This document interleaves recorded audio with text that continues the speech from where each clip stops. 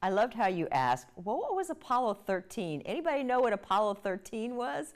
And one of the answers was a virus. A virus. Yeah. But that proves the point in a way. Yes, it proves the point that she connected it to something. COVID-19 is a virus that, was a pandemic that still is a pandemic. We're still dealing with it, this virus. But she took that name, it had a number, it 13, 19, so she thought, well, it must be a virus. So she was making a connection. It just was not the right connection, and helping her understand that was an interesting answer and really thinking outside the box. And then the other child said, a rocket. And so I think the child who said a rocket was connecting it to everything I was reading. I said Catherine loved to be a mathematician. She loved the universe. So they were making connections from things they have learned in the past. And that connection is important when we talk about context. How many times have we been stuck with, let's memorize 10 vocabulary words and take a test on Friday? This is a different approach, right? Absolutely. This is teaching vocabulary words in context, that they have something to anchor on. So I asked a vocabulary, what does patience mean? And I reread the two sentences above the word patient that said she had to wait a whole year before she was able to get her dream job. Patience paid off. And it was able to help them make a connection. They could see a picture. And so one of the students said, it means to wait. And so again, we're introducing vocabulary above their grade level. And that is the power of read alouds, when we are the adult or the person who is proficient reader of whatever book they're reading to a little one, can ask those questions. Parents should ask their children, well, what's happening in the story? Or what do you think will happen? I asked the children when the Apollo 13 had an explosion, what do you think is going to happen? Do you think they're going to make it back to Earth?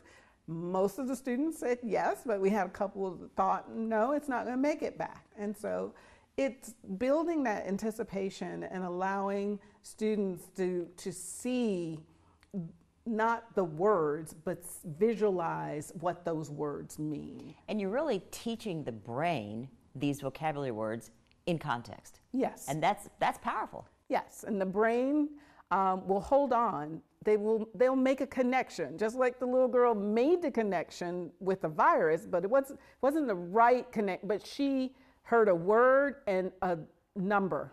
13 is close to 19, so she's thinking Apollo 13 must be a virus. No, it was the name of the rocket ship, but the little boy who said patience means to wait, I guarantee you they're going to know when their mom says, I need you to be patient. And he's going to know, she means wait. Or when it comes out on a test. Yes, or when they see it on the test later. Yeah. I can see why that article was so important. Now, the Children's Literacy Initiative here, they were so excited to get the books. How many books are you able to give out in our community?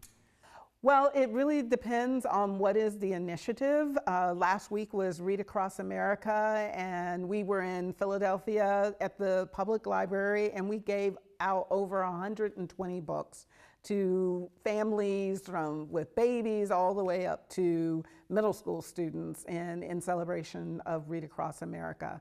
We really try to go into, as our original founder, Linda Katz, go into neighborhoods where students may not have access as freely to the public library, or even if they do, may not have access to their own personal library. And our goal is for every family to be able to have their own personal library, because when I grew up, yes, I got a library card, but I also had access to books in my home. You want like 8 or 10 books in each home, or is there a goal here? Or? Well, when our specific projects, we try to keep somewhere between 13 to 20 books that a family would have. One, as children develop, you want other older books, so it's like creating a birth to 5th grade library. Okay. Now, some people would say, oh, she's just still upset about the book ban, so she's giving away all these books. What do you say to them? It has nothing to do with a book ban. Our nonprofit organization was founded 35 years ago by a librarian, and 35 years ago, that is exactly what they were doing. That was actually the main mission, to be a curator of books and put books in the hands of children who lived in marginalized neighborhoods. So this is all about Children's Literacy Initiative and about ensuring that children can see mirrors and windows to the world, mirrors to their own lives and windows to the world of possibilities that are available to them. I did not read a book with African American characters until I was an adult. My children did not have access to books that had characters that reflected them very often until they were in middle school, high school. Every child should be able to have a book where they can feel like, you know what, I can relate to that person, or having books where they can see a different aspect of life that they may not have experienced.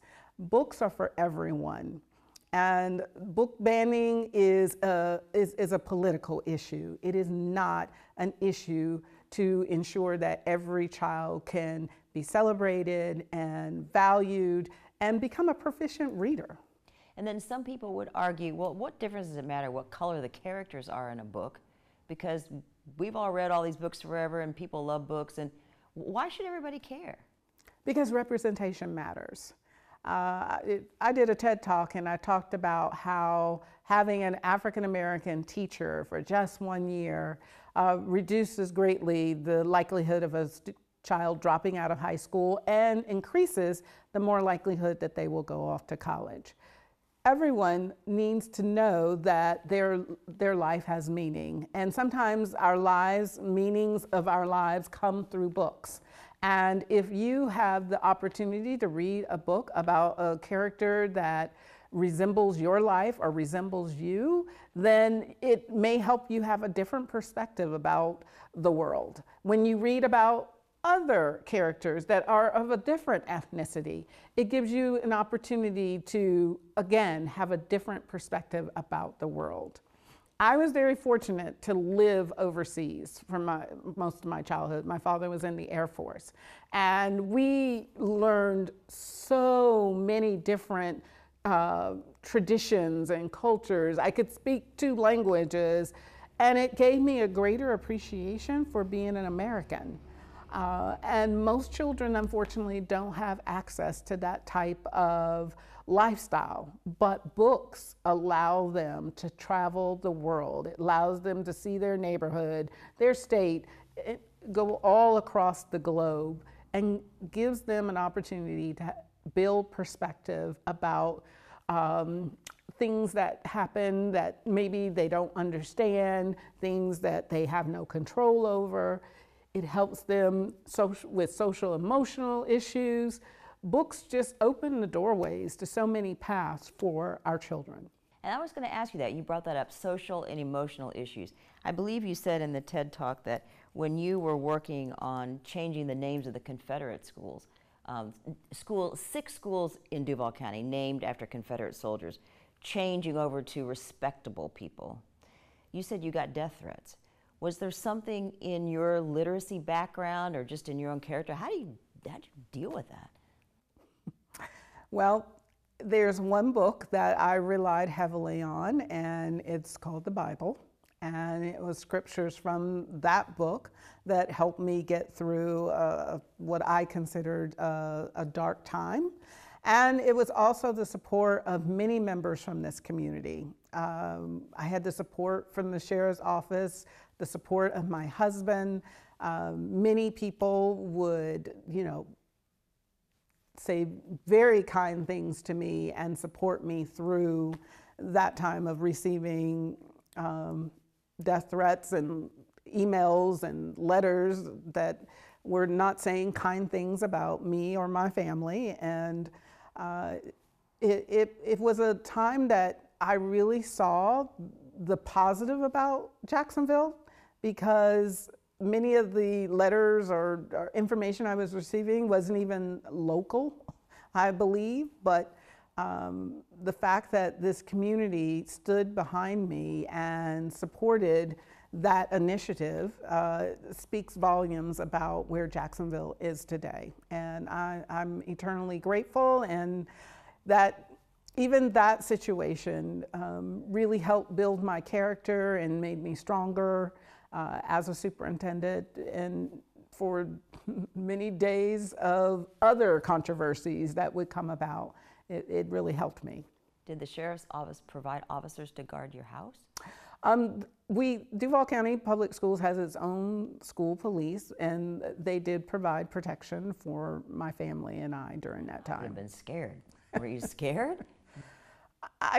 Scared is probably not the word. I think I was more frustrated and hurt that people would say such things and would think that this was something deceitful or dishonorable when we were trying to follow a process to ensure that all voices were heard, and that in the end, the students and community, the individuals who lived in those communities got an opportunity to let their voice be heard, and that the school board heard their voices and followed the process. You brought up the Bible and the Bible literature, and I know you've said that you are a woman of faith. Is there something in the Bible, some particular verse or chapter or book that helped get you through that? The verse that says, "Yea, though I walk through the valley of shadow of death, I will fear no evil, for thy rod, thy staff, they comfort me."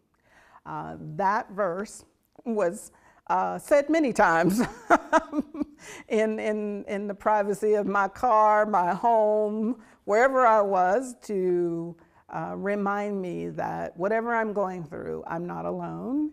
And also to think about that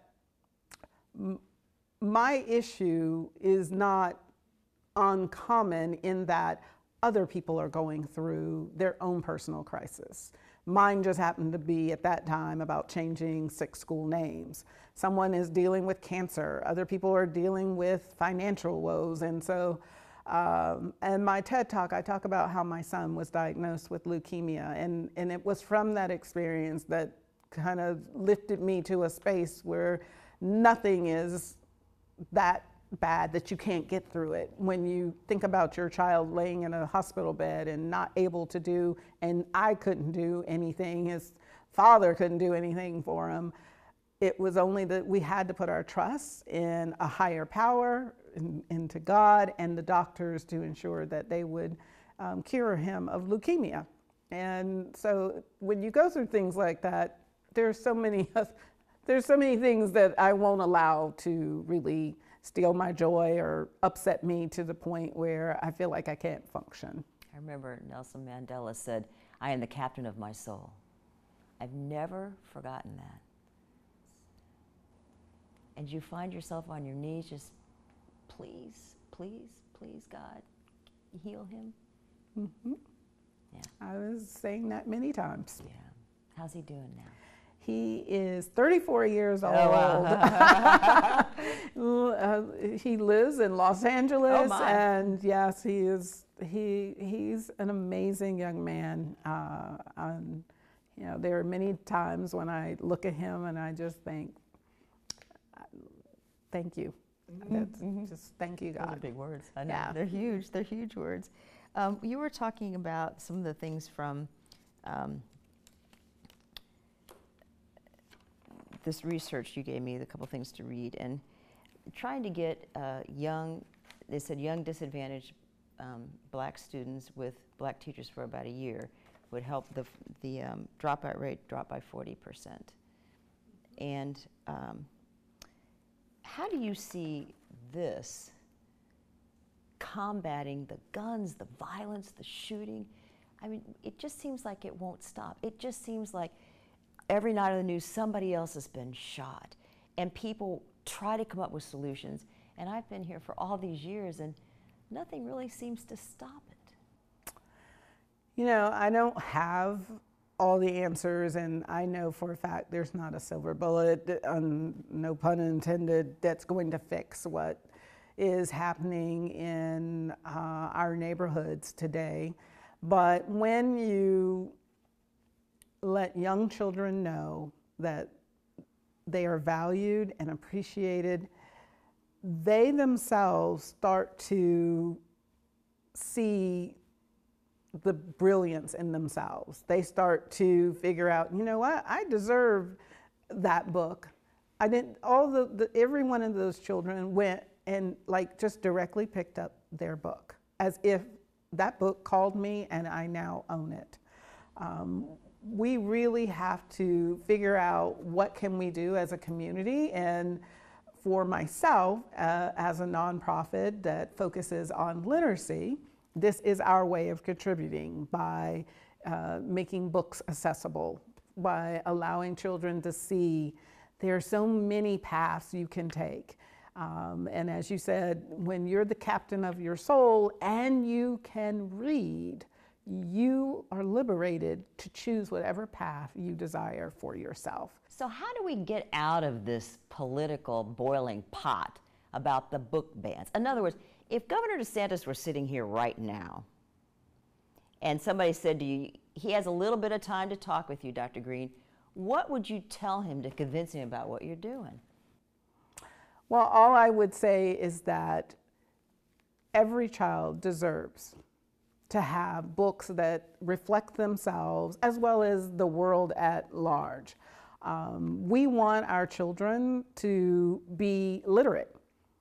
And part of being literate is also understanding how the world works, the differences of each individual, and that they also will soon learn that for all our differences, we're very similar.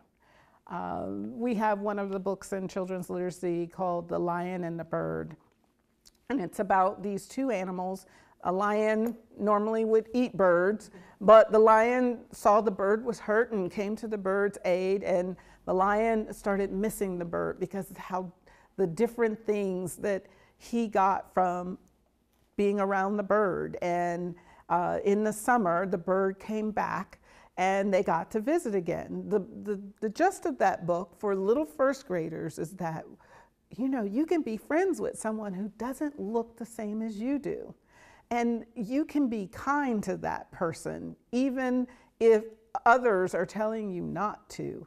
And being kind to them, you will find that that brings you joy. And so it isn't about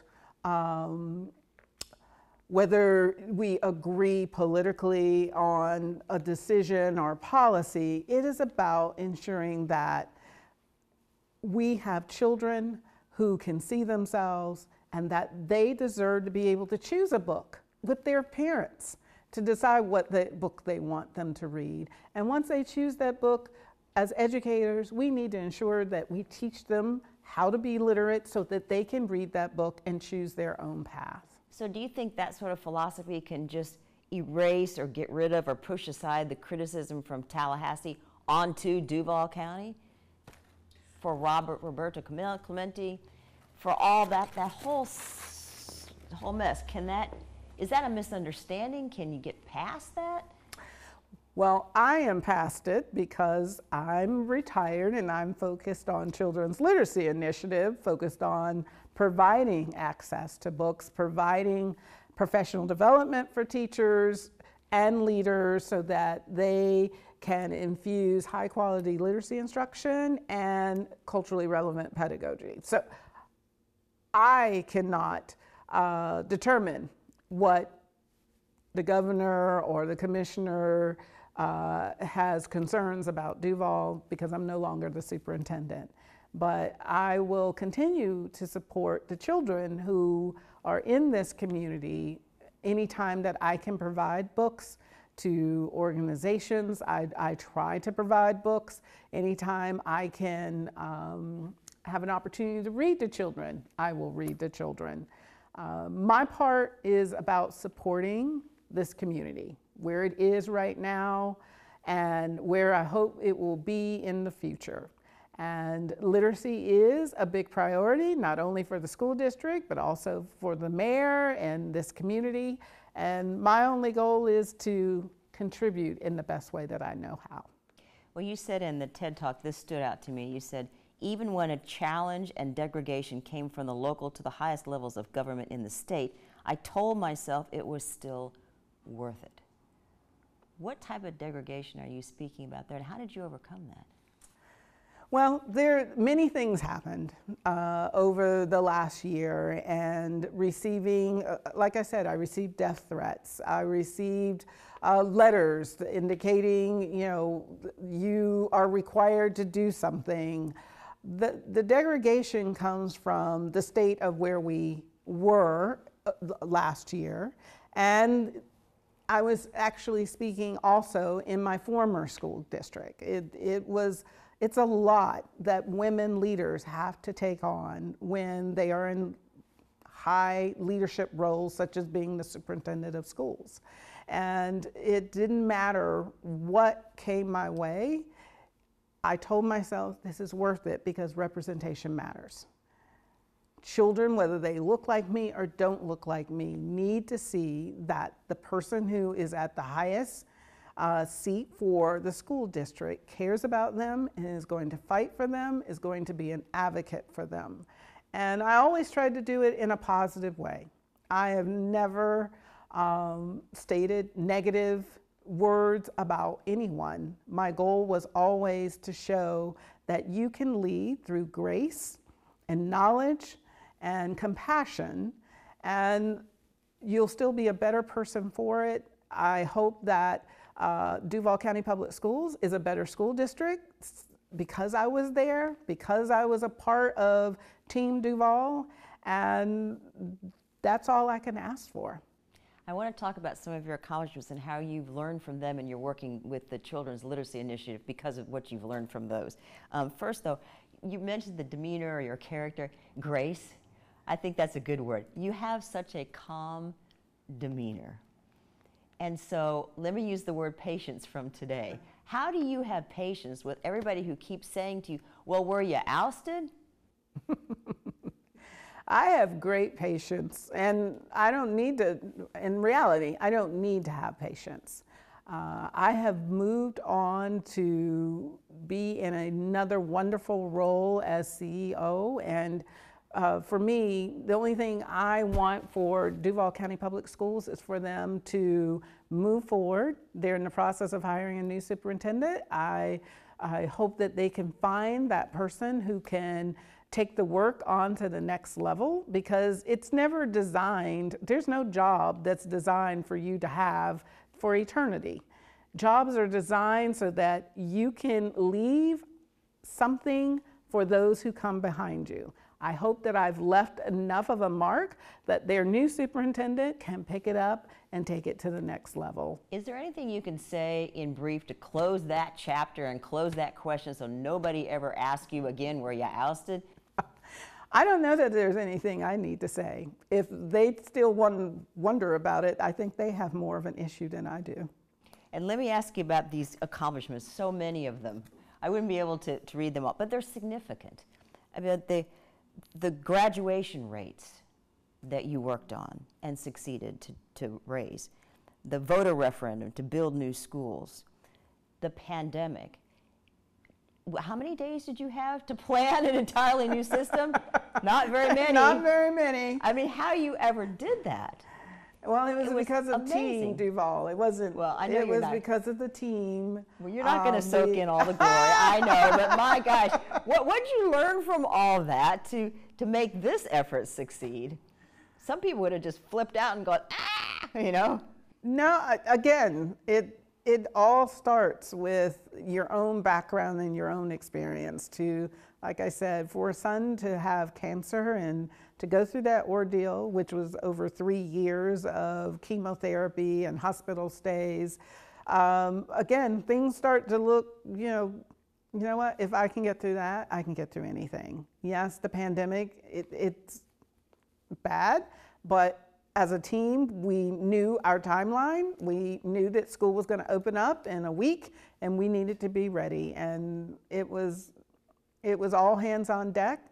having a great communications officer who, really helped me hone in on our message, having a great chief of schools, chief of academics, deputy superintendent, all these people picked up their role and did it to perfection. And when everyone put the puzzle piece down and putting that whole picture together, it just came together. And on Monday, we opened up and served over 100,000 students with virtual education laptops. and laptops and feeding them breakfast, lunch, and supper for some of our communities. It was amazing. You look back on that whole mask thing, it's almost like it was in a whole nother dimension, really. Yes. Look back on that, everything seems like a blur at times, and then there are other times it's clear as crystal day that we did something phenomenal as a school district. And for the most part, I think our community was very appreciative. That's why we were able to pass a millage rate. And of all things, I know you don't want to brag, but just pick one thing that you accomplished out of everything that you're the most proud of, that you're glad you did. Wow.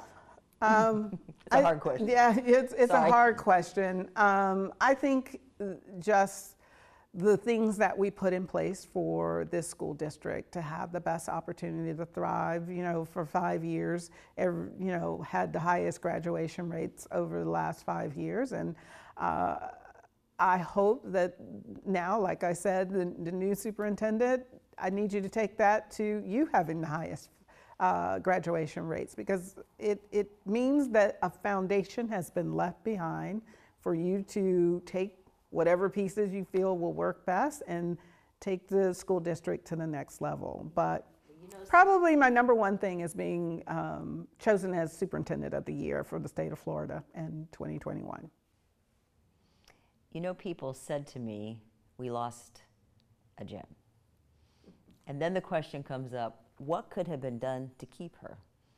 If Tallahassee had backed off from you, would you have stayed? I don't know the answer to that.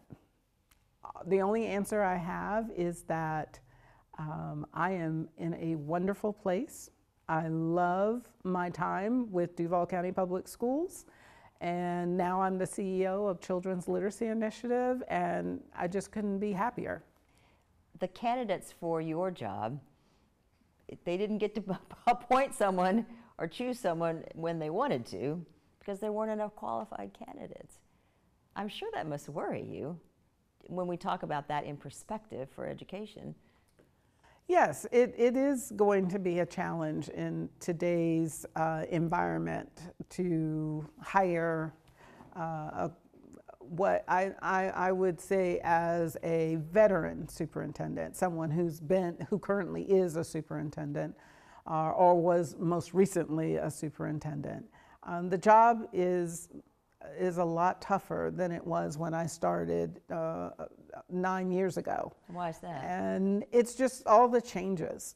Being the superintendent, it's always been a difficult job. You're always trying to figure out your budget, thousands of employees, the curriculum, what is the newest thing we have to implement.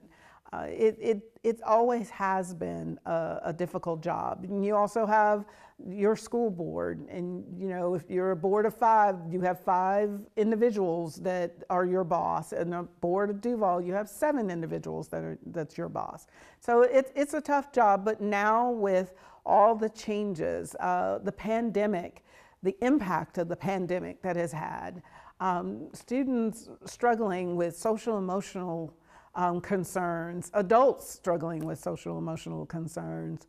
It's just a different landscape, and I truly applaud anyone who is desiring to be a superintendent.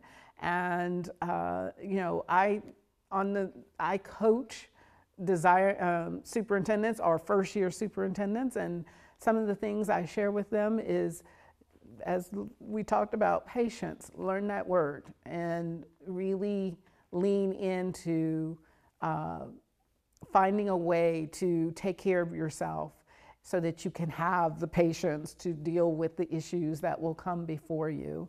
And you really need to make sure you have a strong team around you, like I did with Team Duval. Well, we talked about your accomplishments. None of us, I think, should ever think we were perfect in our job.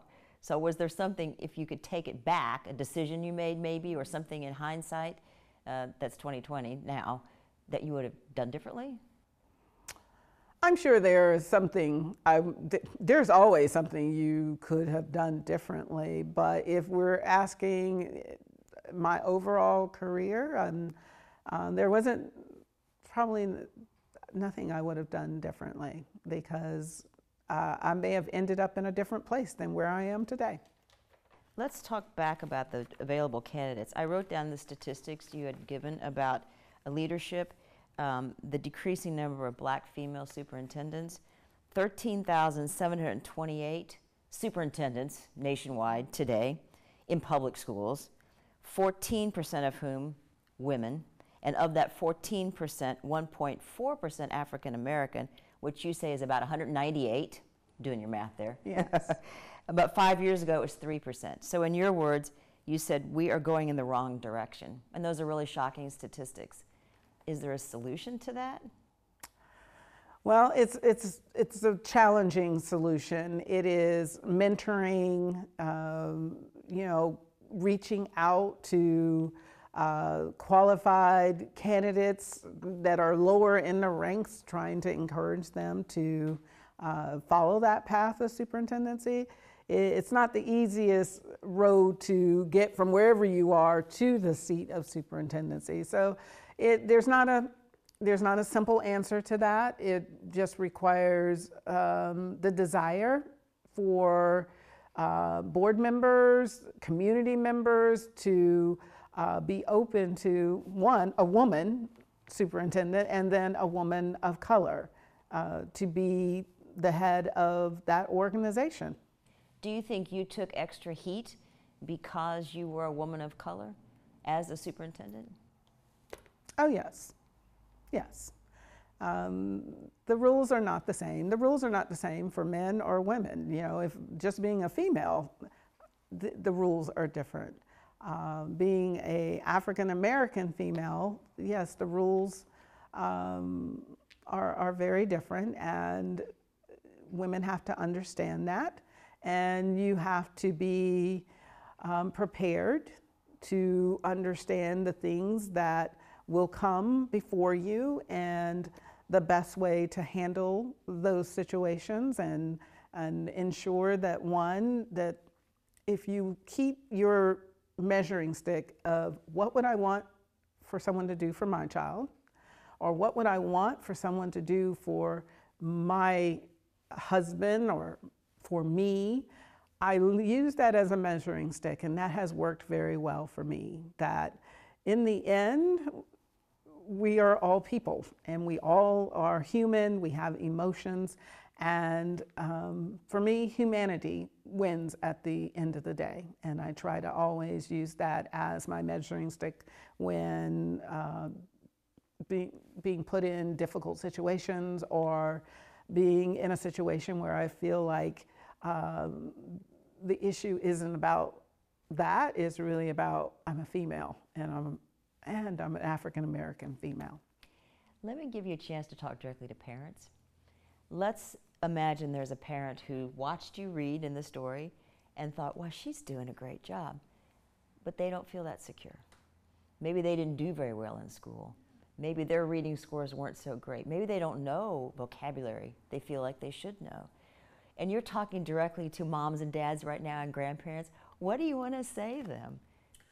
I wanted to say to them that just connecting with your child is more important. Read alouds are wonderful. As when I was growing up, my parents worked, and they didn't have an opportunity to read to me all the time, but we traveled a lot, and they took us places, and they talked to us, and they introduced us to things that we, were not in our common day-to-day walk of life. And if parents can spend quality time with their children, that will take them a long way. A simple thing, go to the grocery store, take them with you. Talk about the fruits and vegetables. Pick up a cantaloupe and explain that this is a cantaloupe and what color is a cantaloupe? And it's orange, or a melon. What color is it? It's a yellow greenish, or an eggplant. Have you ever seen a vegetable that's purple? Eggplant. You're having conversation, and they're developing oral vocabulary. That is the most important thing for preschool age children, is having that oral vocabulary, being able to communicate and connect with individuals. If reading is not your thing, then if you have older children, encourage them to read to the younger ones, but just spend time connecting with one another. I also encourage young parents to get the alphabet magnets and put them on the refrigerator. Those are great ways of connecting to the alphabet, to starting counting. You don't have to be a bachelor degree teacher. What you have to do is care about your child, spend time with them, and read whatever is comfortable at the level that you're comfortable reading. So I was reading a particular book that was on a 4th grade level. If that's not your comfort zone, then get a nursery rhyme book. That seems to have gone away, doing nursery rhymes, but it really helps children with vowel sounds and phonemic awareness and phonics, which is all connected to the science of reading, which that is not important for parents, but it is what should be happening in your child's school. But how you support them at home is just really connecting with them, helping them with their homework if you can. If not, there are many opportunities to contact a teacher who can help your child, how to get connected. We have nonprofit organizations such as I'm a Star Foundation, Communities in Schools, Read USA. They're all nonprofits focusing on children or literacy, and connecting with them, they can help you find support for your child. So if you're thinking, I can't afford a book right now, can they contact your CLI and get a free book for their child or several? Yes, they could contact me at CLI, but there's a local, and our nonprofit is national, but there is a local nonprofit, Read USA, that works with the school district and gives children at the elementary level, I think there are up to 2 books, 1 or 2 books that belong to them once they make that choice. And so that happens really like in the month of April and May. And so that should be coming up soon in our local schools. How would you like to be on the federal level as Secretary of Education?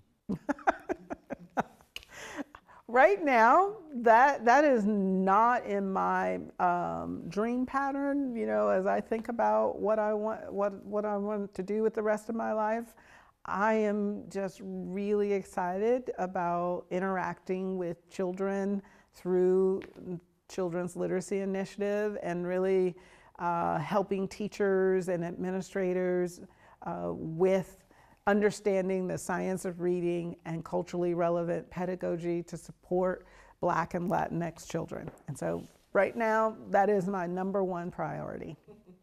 And so people understand why the term Latinx? Well, Latinx means boy and girl, so that, because Latino or Latina, so we just say Latinx to ensure that we're covering all ethnicities of Latin descent. So are the Duval schools now doing enough for literacy? I believe Duval County Public Schools is doing everything possible to ensure that children are going to be proficient readers by 3rd grade. And it's a wonderful news that the mayor and her team has joined in this initiative to improve literacy. As I stated, COVID impact was great. Can you give me an example of where you see that hit on the reading abilities of young children? Well, pre-COVID, we were about at 50% of our students being proficient by 3rd grade, and now that has dropped to in the low 40s. And I am convinced, and I know that COVID played a role in that, that it played a role in students not having access to whether it's books or the time that they've been at home. It relates to high chronic absenteeism. So there's a number of issues as it relates to literacy that wasn't present until COVID. How long do you think it'll take to make up that gap? I have shared publicly that I think it will take at least a decade to overcome that gap from COVID. And a decade for some children that won't be that long, but for all ethnicities, subgroups to get not just back to where they were pre-COVID, but to get back as if COVID never happened, might take about a decade. Well, I'm almost wrapping up, but I appreciate your being patient with me because I worked trying to get all these questions. Do you miss being Duval County School Superintendent? I miss working with the Team Duval. I do not miss being the superintendent because I know that each and every day that we worked really hard to ensure that the 129 to 130,000 students were being given the very best education. So when I retired, I was able to walk away knowing that I did the work and I'm proud of what I did. Some people are saying she's so passionate about education. I don't understand why she retired. I don't understand why she resigned. Why did she? Because she had an opportunity that was presented before her to be the CEO of Children's Literacy Initiative, as well as understanding that you get to a place and you feel like someone has called you and someone spoke to me, and that someone was God, and it was the right thing to do for me. Do you feel like God's direction surprised you? Were you like, God, are you sure about this? Or did you see that coming? No, it did not surprise me. I probably was more like, God, I'm waiting. I need you to give me direction. Were you just getting tired, and were you losing sleep at night? You had big things on your shoulders. Yeah. So no, I was not losing sleep at night. I have an incredible husband who was there with me every step of the way through all those big issues. And you know, he was present and he showed up for me every single day. Did he even learn to cook? Yes, yes he did. What can he cook now? My husband can do things now post-pandemic. During the pandemic, no kidding, because we both got COVID and we were quarantined. And I said, we're going to have to be, all our cooking's going to have to be at home now. And he looked at the oven, he goes, what does the red light mean? I'm like, well, it's not preheated yet, so. But no, things happen by force. My husband, he can make cookies now. Yeah, my husband can cook pretty well now. That's good. Are you having some fun now? Yes. Can you breathe? Oh, yes. I could breathe when I was superintendent, and I'm breathing just better now. How you got to be a teacher? What was it in you said you had it in your family. I'm interested in that. Well, my father was a teacher. Yeah, and what did you watch him teach? Did he teach you? I mean, what inspired you to do what you do? It was between my grandmother and my father. Believe it or not, my father kept saying, "Don't become a teacher," and I was like, "But I like it, and I'm good at it." And so I graduated from the University of North Florida, and student taught in the same county where he was a teacher. Did you have a pretend chalkboard at home and you taught your dolls? Or Well, we did have pretend school. My sister and brothers, we would all, and I would always want to be the teacher. So, yeah, it was sort of, like I said, something that I really felt I was very good at doing. And it reminded me of my first grade teacher who, to this day, I will never forget Miss Hunter. I probably can't tell you what she taught me, but it was just her. And she dressed to perfection every single day. She had perfect red lipstick every single day, and it's the reason why I wear red lipstick most of the time. And I've always carried that with me. you looked up to her. Mm-hmm. So. She would be honored if she were still living to know you said that. Is she still with us? She's not with us, but yeah. I feel like she would be. And back now to the advice from Dr. Greene. She says try getting alphabet magnets for your refrigerator. You can have fun at home and inspire your kids. I ordered these from Amazon, $8.49. And you can say, for example, all right, everybody, let's spell rocket from the book about Catherine, R-O-C-K-E-T. It's a fun way to learn in your own kitchen with your kids. And Dr. Greene, as you heard, is also encouraging everybody to read books aloud to children. So how can you get books for free on the First Coast? You can stop by any Jacksonville Public Library and you'll get this backpack. It's stuffed with free books for children 4 to 6 years old. And then this summer, you can get more free books for kids preschool through high school. Just look for any summer program at the library. As Dr. Greene says, literacy can liberate your child to choose whatever path he or she wants. Jeannie Blaylock, First Coast News, on your side.